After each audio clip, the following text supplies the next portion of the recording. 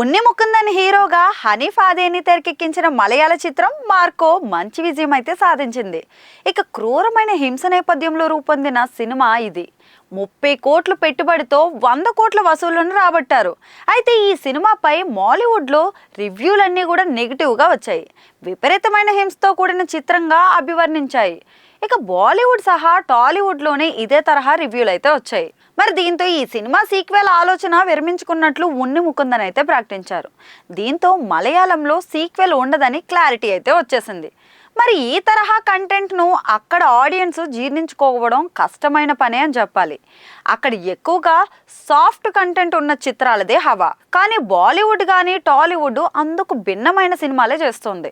ఇక మాలీవుడ్తో ఈ రెండు పరిశ్రమలను పోల్చాల్సిన పని అయితే లేదు. మరి ఇలాంటి సిచ్యువేషన్లో మార్కోకి సీక్వెల్ హిందీలో కానీ తెలుగులో కానీ చేసే ఆలోచన ఉన్నట్లు ఒక కొత్త వార్త అయితే తెరపైకి వస్తోంది.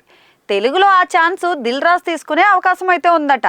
ఇక ఇప్పటికే హనీఫ్ అదేనికి దిల్ రాజు అడ్వాన్స్ కూడా ఇచ్చారు. మార్కో చూసి మెచ్చిన తర్వాత జరిగిన సన్నివేశం అయితే ఇది. మరి ఇంకా సంస్థ నుంచి ప్రాజెక్ట్ అయితే ప్రకటించలేదు. కానీ ఒకవేళ ప్రకటిస్తే అది మార్కో సీక్వెల్ అవ్వడానికి ఛాన్సెస్ అయితే ఉన్నాయి. ఇక ఆ సినిమా రైట్స్ అన్ని కూడా హనీఫ్ చేతుల్లోనే ఉన్నాయట. ఇక దానికి రాజుగారి క్రియేటివిటీ జోడిస్తే తెలుగు నేటివిటీలోకి వచ్చేస్తుంది. హింసలో కొంచెం తీవ్రత తగ్గిస్తే సరిపోతుంది. మరి ఇలాంటి భారీ హింసతో కూడిన సినిమాలు తెలుగు ఆడియన్స్కి కొత్తేం కాదు. 80s 90s కాలంలో కూడా కత్తుళ్లతో గొడ్డలతో వేట కొడవళ్లతో దాడులు చూసి చూసి నలిగిపోయిన ప్రేక్షకులు తెలుగోళ్ళు.